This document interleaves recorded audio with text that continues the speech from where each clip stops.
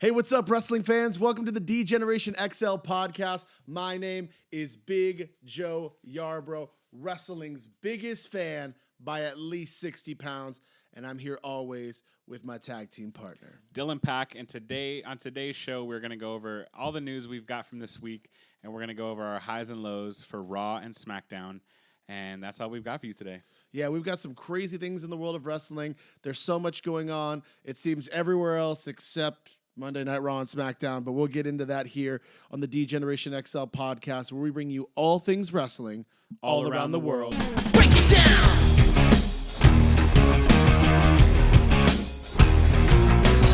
Degenerate into something fool.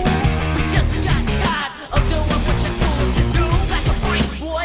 Yeah, that's a break, little man. Break it down! And welcome back to the dgenerationxl podcast. We are going to jump right into it. It was an exciting week for wrestling.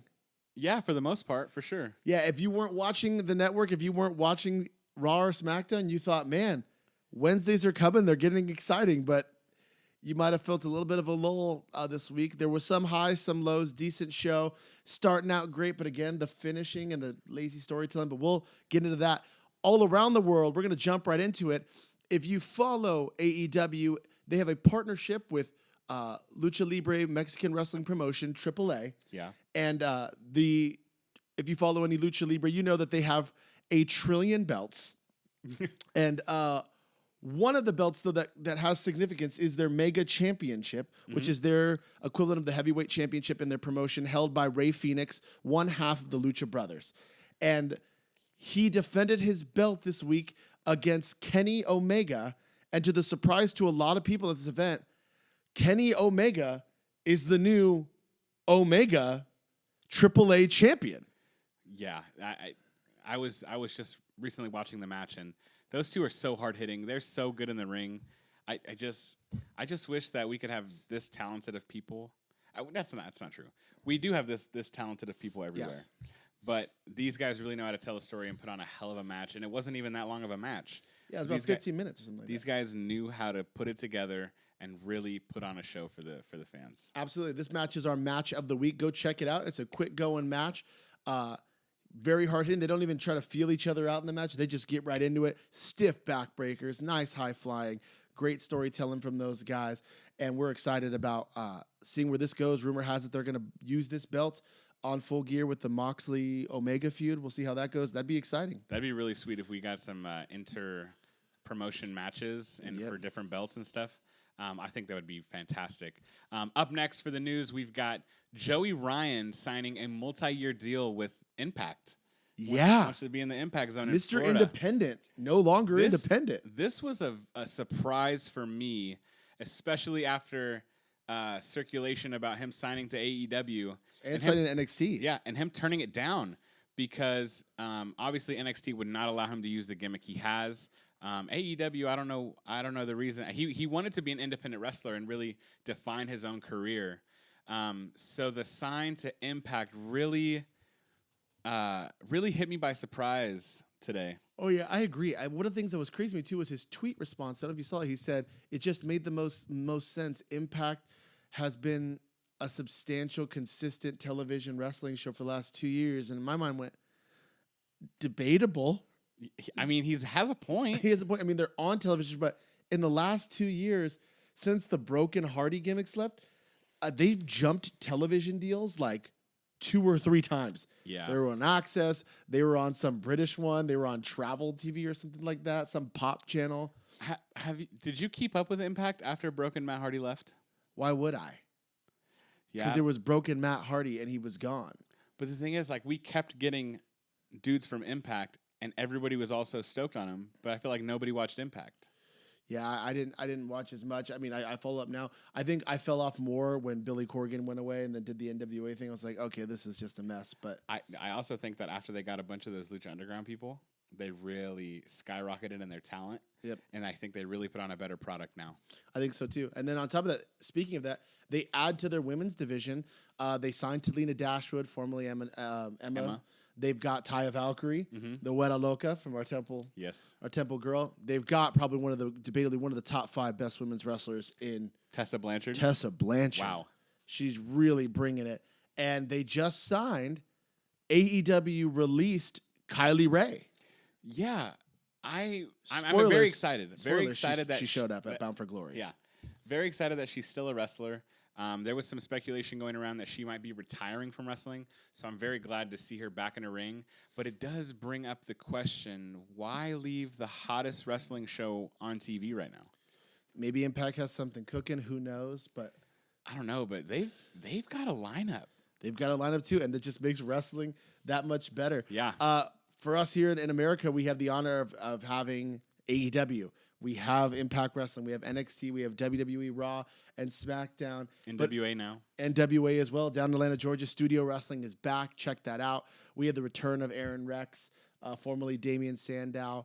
But it just keeps getting better for us. New Japan tweets out that they are going to be launching an expansion USA market and programming here for us.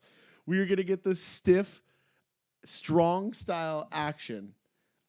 We get a chance to see Juice Robinson. Yeah, I freaking love. We're gonna get a chance to see Minoru Suzuki, Los Ingobernables, Tanahashi, the Rainmaker, Okada, Kota Ibushi. All these people now potentially coming over, as well as launching some more people to see the Switchblade. I love the Switchblade. Yeah. The Bullet Club coming to USA. That's a big thing for us. They're looking to up their number, they said, to double or triple the amount of USA events they had last year, which that's a lot. Listen, everybody is coming for WWE's throat, and they are not responding very well. No, they are not, dude. I think that pretending that you have no competition is now over. It's over. The internet is a thing now, and we are watching. And let me tell you, there was nothing that I went back to go, I got to watch this online via WWE's YouTube or anything. It's sad that when we started this podcast, we were both so hyped. We did it because there was so many awesome things going on. And even today we were watching Raw, just like, dude, what the hell is going on? On our phones, looking up all the other things going on. What is happening? Next up in the world of news, we actually have an injury for Xavier Woods. He hurt his Achilles at a live show this week. In Australia, And wow, man. That guy is the workhorse of that team, I believe. Whenever he's in a match, he's always so good. He is the backbone. That guy really carries.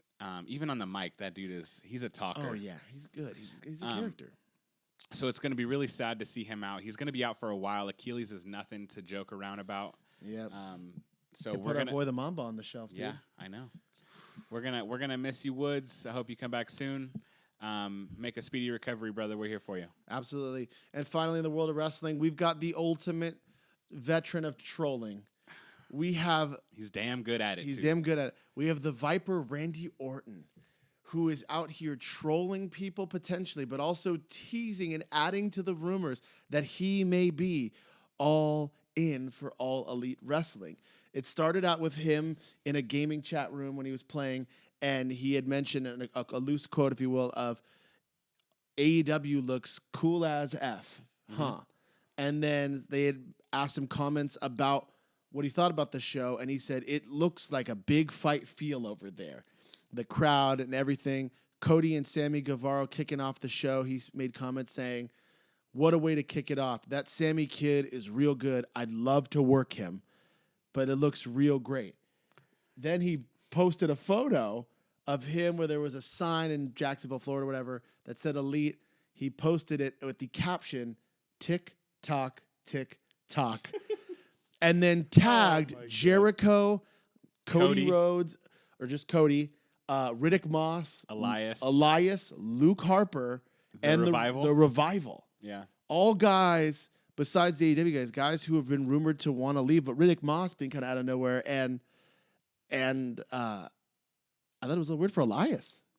Yeah, and Riddick Moss is actually in a new tag team, so I don't know where they're going with that.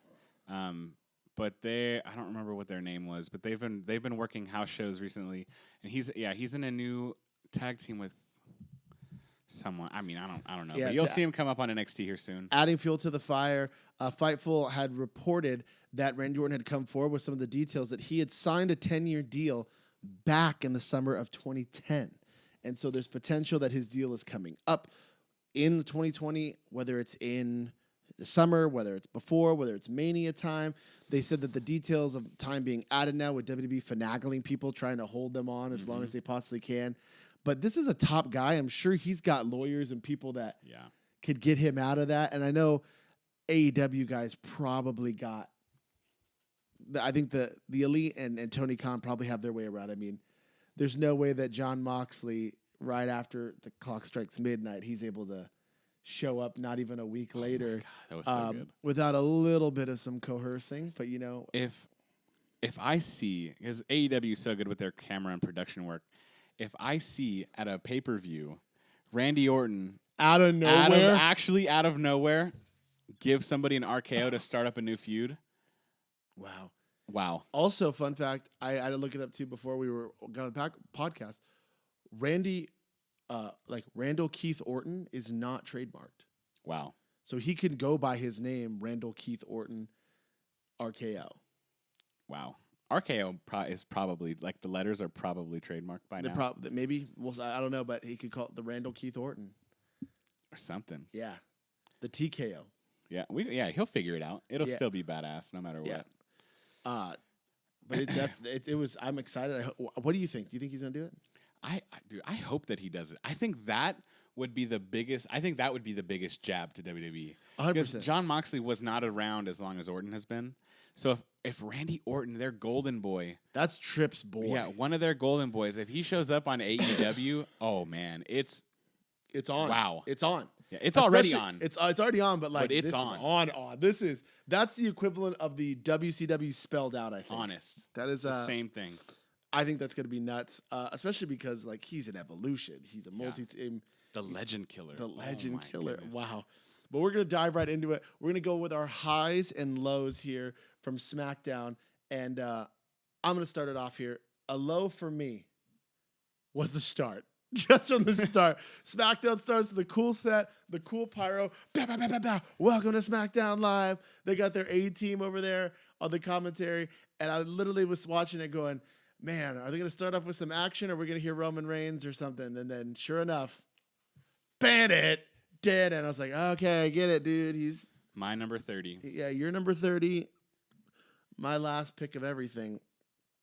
Shows up, and he's in a match for the Intercontinental title against Shinsuke Nakamura. And I thought, well, that's actually kind of cool. They're going to put the belt on Roman Reigns, or Nakamura's going to get a serious win, which he needs, over Roman Reigns with maybe a help of a Sami Zayn distraction, but still a win nonetheless. And instead, I got the typical WWE thing. Stop doing this. We like pinfalls and submissions. I do not like DQs. I do not like no contests.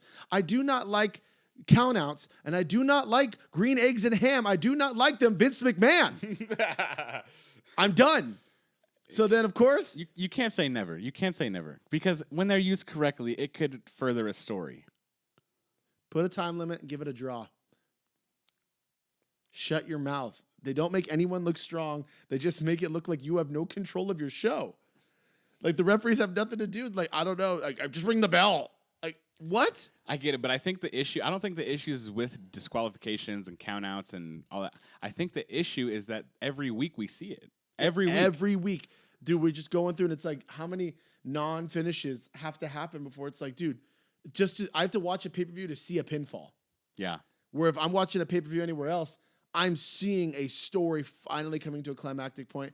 It was a low for me. And then, of course, a 2-on-1 happens with Roman Reigns. And, of course, Daniel Bryan comes to make the save on Roman Reigns, and he gets a Kinshasa. And then I was just waiting for Teddy Long's music to hit so that he can come out and say, hold on, player, we're going to have ourselves a tag team match in a main event. And I'm also going to add Dolph Ziggler and Bobby Roode and Booker T and John Cena and Swaggle. And I was like, great. Like, we're going to see a tag team match in the main event. So I didn't actually see an Intercontinental title match. I saw a build up to a tag. It was a low. And this is actually something that I don't like as well. Starting off, how many times I probably can't even count on my hands how many times in the last year I've seen the first match and the last match are the same match. Just a build up to it. Yeah, like just make that the main event and put somebody else in that spotlight for the first opening match where people are hype. People are hype. You need to open the show like you need to have Sparks Fire right there. I think that's where some of these promotions are picking up. AEW, New Japan, and Impact. I mean, I think they're and NWA as well. They're really getting that hype going. But my low of the night for SmackDown had to have been the culmination, the final line with Chad Gable. Who? Brother, I'm sorry. Who? That they're doing this to you. Wait, who did you say? I said Chad Gable because Who's that? I want to give the man some dignity. Oh, was that the guy in The short dude. Oh, the dude that was in Team Angle. Yeah, that guy. With his adopted brother Jason Jordan. Yeah. Oh no, I think it's Shelton Benjamin. Oh yeah, you're talking about Charlie Haas. Yeah. Is that what you're talking about? No. Oh, who are you talking about? I'm talking about Shorty Gable. Who's that? Shorty, you don't know who Shorty Gable is? I don't.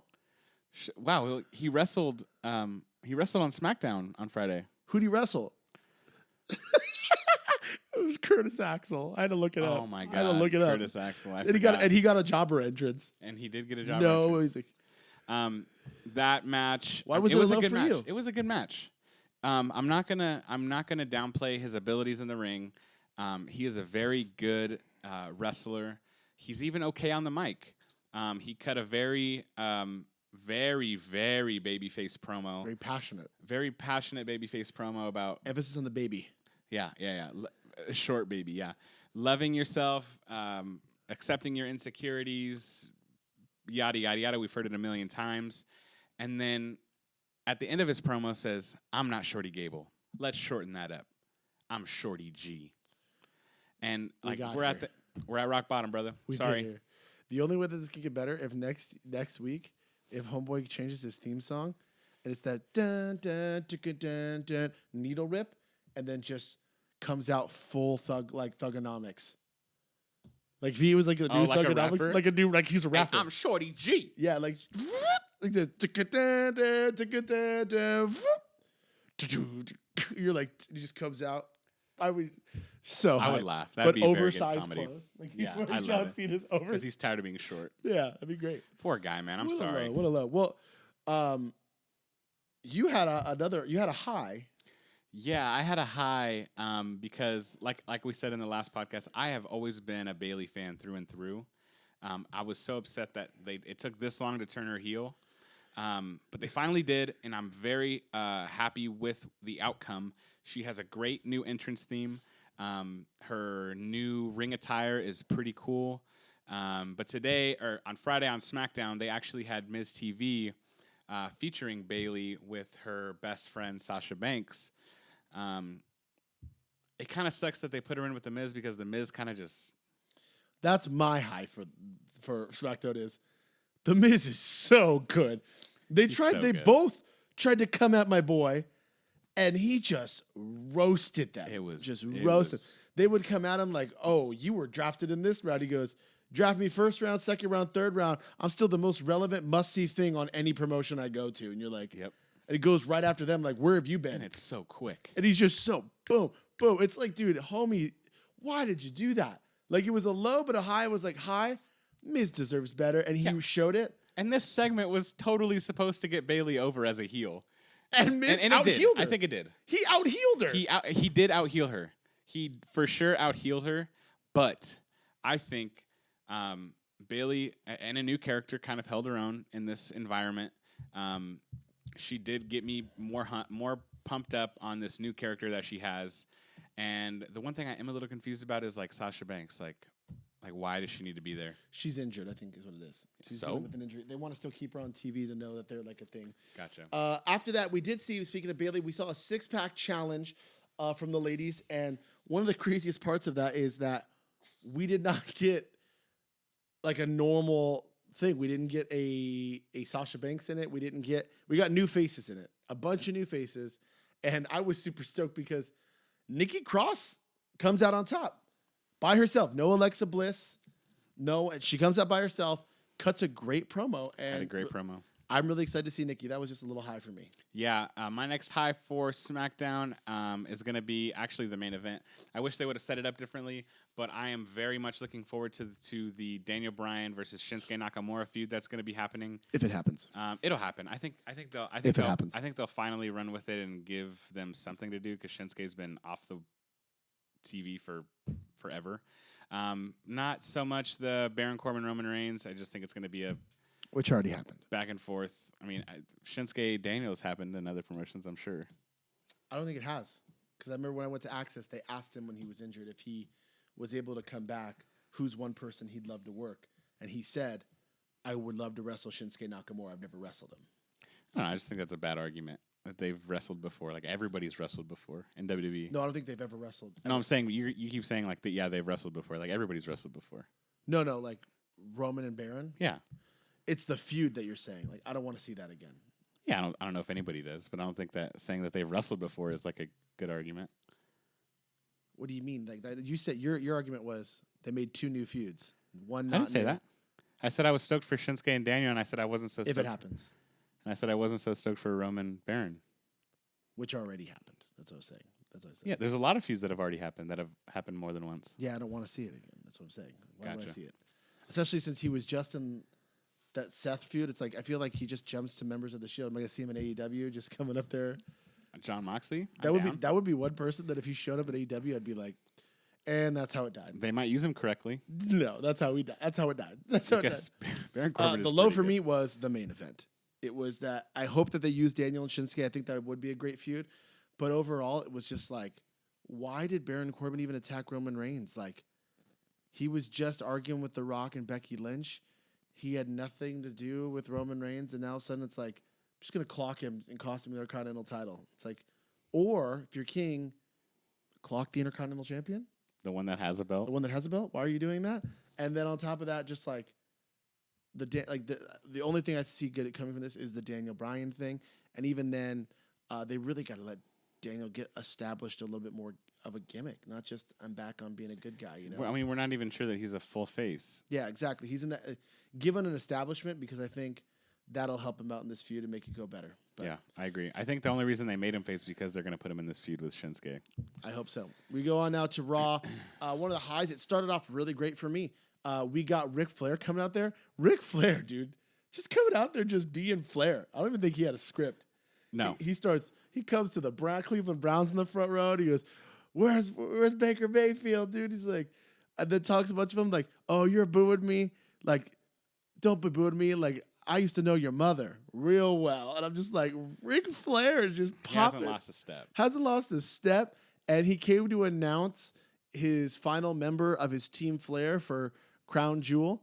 And although predictable, I was kind of stoked to see the Scottish psychopath, Drew McIntyre, took on Ricochet. And they had a really great match. Really great match. And- And I hope they don't bring that nickname back. The Scottish psychopath? psychopath. Why not? I don't know. I feel like there's better names. I definitely. He's not a psychopath. Like Dean Ambrose is more of a psychopath. He was more of a lunatic Oh yeah, a lunatic. He's still a lunatic. on the fringe, but like that John Moxley fellow, that's a different. That's a different story. He's like on the edge of On the being edge? a crazy person. Yeah, like right on the edge. Yeah, like he would be just like if he was on the ropes, he'd be like right in between them, Yeah. and then Like come right out. like a rebound or something. yeah, or something like that, like a Probably lunatic. hit you with a lariat. Yeah. At that point. Anyway, yeah, that was I thought it was good, and then we got Drew McIntyre giving that stiff after the bell, like reverse Alabama slam into the stairs. I just really hope that they actually push him this time, man. I'm like if there's anybody that deserves it, it's him. The He put in the chosen work. one. He put in the work after he left WWE, and he deserves it. Yeah. One of the highs for me was Andrade going over on Sin Cara, the returning Sin Cara.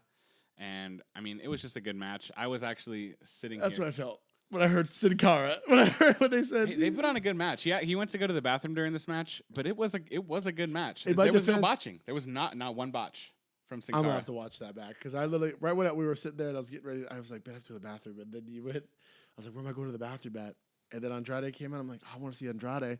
And then when Selena Vega said Sin Cara, and I went, "Oh, perfect." But no, you should watch this match. I think it was a good match. They really, another predictable match. You knew Andrade was going to go over. But a returning Sin Cara, they put on a good match. It was not a squash match. But I was trying to find a needle in a haystack here. It had to pick a high, and that was the one I picked. That's a good one. My next high, I'm actually going to go to a low next, actually. A low for me was Cain Velasquez kind of made his little more of an in-ring debut, if you can call it that. Rey Mysterio out there was promoting Crown Jewel and Kane taking on Brock. Paul Heyman came and cut a promo on Rey. Rey fought back a little. Shelton Benjamin interrupted. Are they going to include him in this Beast angle? Just pick a side. I don't know why they just do that. He makes a valid point, though. All that happens is that Cain Velasquez comes and protects Rey Mysterio from getting slapped around, and he gets a title shot. So he says, if I slap you around, does that mean I get an Intercontinental title shot, a U.S. title shot? What is that? Starts smacking him around. Cain Velasquez debuts his entrance music, which is pretty good. Pretty good. Comes down to the ring and hits some pretty good slams, but he's having trouble learning how to pull his punches, and then hits a sleeper Even hold. the slams were like they're holding him back. We've all seen the We've all seen the Triple A Mania. The Triple A Mania match where the dude just goes off. He could do a Lucha Libre style, but they want him to be this kind of I'm the next Brock Lesnar, but let him be him. And I think it's whatever in that, but he then gives like a rough sleeper hold, real naked choke, which Shelton taps to, and he lets go and just pushes him out of the ring. Real weak, low for me. Yeah, it was really. I was really excited when we all knew Cain Velasquez was going to come out, or sorry, Cain Velasquez as Jerry the King Lawler would say it. Did you know Ray might mean king in Spanish? No, it doesn't. And then our Dio Madden, our analyst, says no. What an analyst! Go away. Did you? Oh my God! That just. We all knew that Cain Velasquez was going to come out, and I was excited until he got in the ring and pulled that crap. Yeah. The low for me, one of the lows for me is King's Court. We had the King Jerry Lawler in the King's Court with my one and only Rusev, Baby Ruru.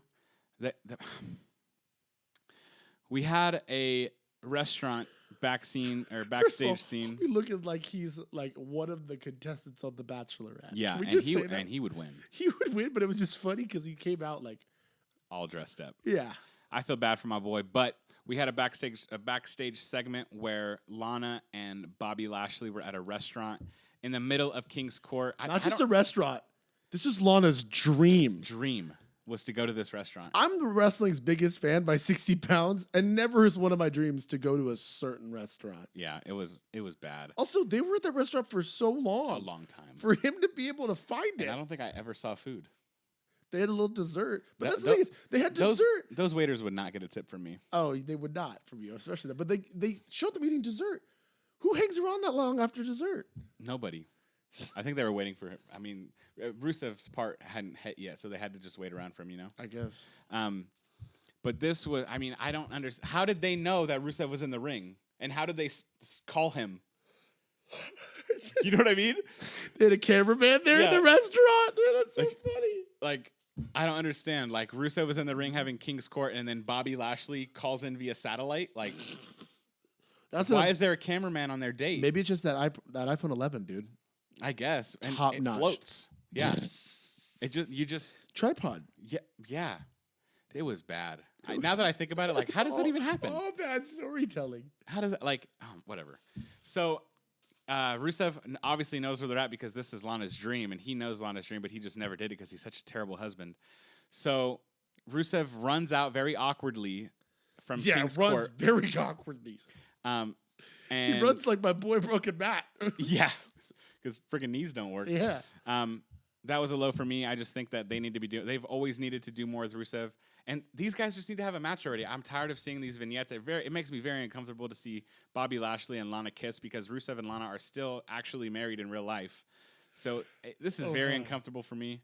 And I'm out. I don't want it anymore. Yeah, I feel you on that. Another low for me, the commentary. It's bad. The commentary on the flagship show is awful. It is awful. My goodness. It is so bad. If I had to hear another Spider-Man reference. It hurts to listen to. To hear them say, if he's Spider-Man, then Drew McIntyre must be the Scottish Superman. We get it. That's awful. Then somebody when Zelina Vega said something in Spanish about Sin Cara and said, "You know what Sin Cara means? It means the man with no face." And Jerry says, "I learned some Spanish today." Yeah, dude. And then Jerry mispronouncing everyone's name. Humberto Creo. Then there was Cain Velasquez. I don't even want to talk. Like, it's just so bad. Like, All of them. Every single one. Like, back in the day when it was Jerry and JR, like, they complimented each other because Jerry was the idiot who was just staring at titties. But now he can't do that gimmick. Yeah, you could. You get arrested for that. You can't do the puppies gimmick anymore. No. So, like, that's the puppies, JR. Yeah. So that's what he was there for. And him being a commentator, us trying to rely on him to give us the action in the ring just isn't. It's not working. That's not his gimmick. That's not what he's good at. No. Vic Joseph could be good if he had a better team. And D.L. Madden, we just learned his name today. He's been on our television for 3 weeks now. And he's been in wrestling for less than 3 years, as you said. That dude is a brand new, just started coming around wrestling. He was a former NFL player. Wow, there is so many better people. I mean, AEW's got them all. You're right. And Impact. And NWA. Yeah. All these other brands have fantastic commentary teams, and we get stuck with 3 hours of Jerry the King Lawler, Vic Joseph, and Dio Madden, who absolutely make my ears bleed. And what blows my mind is you have Renee Young. And I would love to hear Renee Young. You have Jonathan Coachman. Yeah, I mean, yeah, we're treading right now, but yeah. Coach is way better than all those. Coach is better than them, yes, I agree. And you still have like a free agent in Taz. You could bring Taz back. AEW Dark tomorrow.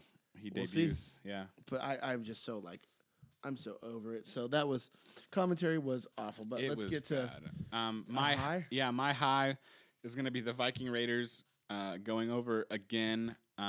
These guys day in and day out just come to work. With the war. I love it. Bro.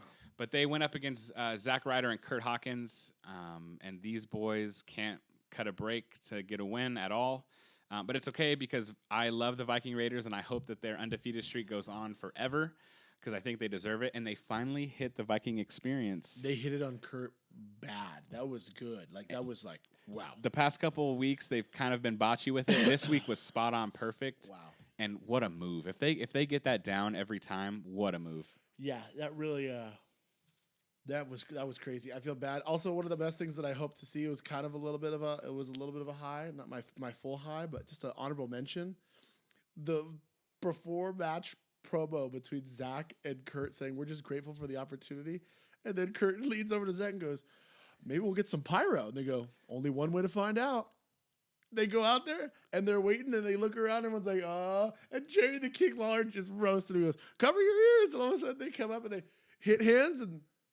Nothing. No pyro. And they just walked the ramp. And I'm like, oh, that's so great. So if this becomes a new comedy gimmick, I'm so about it. If they come out every week waiting for their pyro and it just never happens, I'm in. I think that's great. Or especially, what I partially hope happen is they ask, "Hey, Vince, can we at least get some pyro?" And they're like, "Yeah, sure, we'll get some pyro." And they're like, "Yeah." And those guys are wrestling fans. So they're like, we just want to live our childhood dreams out, you know? Yeah. And they come up and they get something set up and they do it. And they're like, oh, Vince got us. And Vince just back there laughing. Like, no, I think it would be better if they asked for pyro and Vince handed them sparklers. Oh, and they came out with sparklers. Or even better if they were out there waiting for pyro and then someone just came out with sparklers for them, like just a set guy. Oh, so funny. So funny. But yeah, that was a little honorable mention for me. Go ahead with your last high. What was your last high? My last high was the main event. Street Profits had a great debut. They were in the main event for their first ever match on Raw. Yeah, and they deserve it. Against the OC, showing that they want the smoke. And they were coming up there, had a distraction from AJ Styles. And this is part of your low. But for me, it was a high because we saw my boy, Kevin Owens, who I feel now, just for a moment, if you're not Kevin Owens watching this podcast, just turn away for a little bit. I just want to say thank you for your cameo that my wife gave to me. I feel like we know each other on a personal level now. And if you ever need anything, just someone to talk to, a friend, an organ, I'm your guy. And thank you for listening. He thinks that this podcast is clever. Yeah. And he likes clever. And so I will be holding on to that video, play it at my funeral. I will. It'll be great. But Kevin Owens showed up and gave a pretty great stunner to AJ Styles, He's getting it down. which I hope leads to Kevin Owens getting a United States title shot, which leads back to one of my favorite gimmicks he had, the new face of America. He's good at whatever the hell he does. He's the next Jericho. Kevin Owens. Yeah, the one thing I didn't like was that they were supposed to have this new Friends in High Places. They were supposed to have a third tag team partner to take on the OC, and they just didn't show up. But then Kevin Owens ended up coming at the last minute.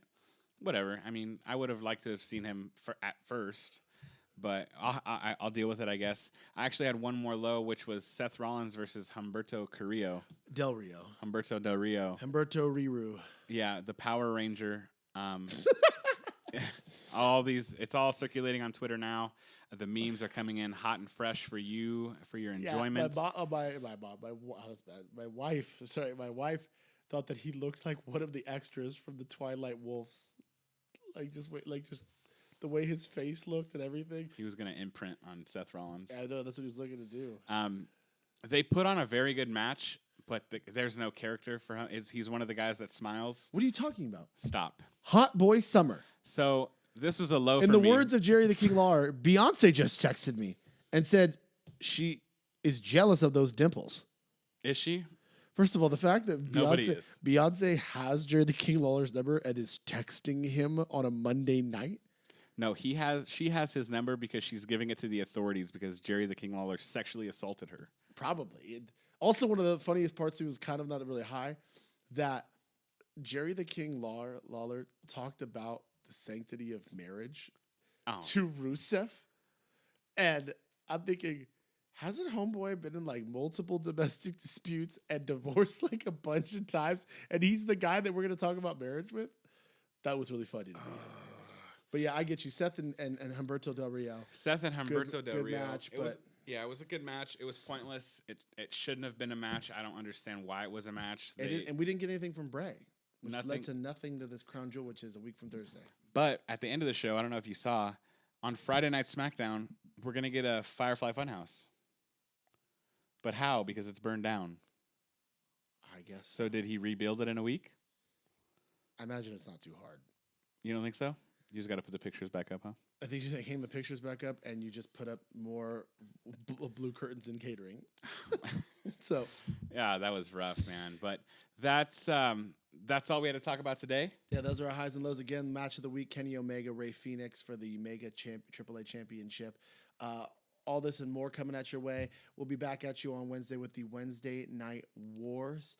And check into that because we are hype on Wednesday nights. Both shows seem to be pretty good right now. So come check out our input on those two shows. Absolutely. And as always, like and subscribe and share us around and leave some comments. And we are excited that you guys are staying tuned here with us at the dgenerationxl podcast, where we bring you all things wrestling. All around the world. Thanks for tuning in, guys. We'll see you on the next video.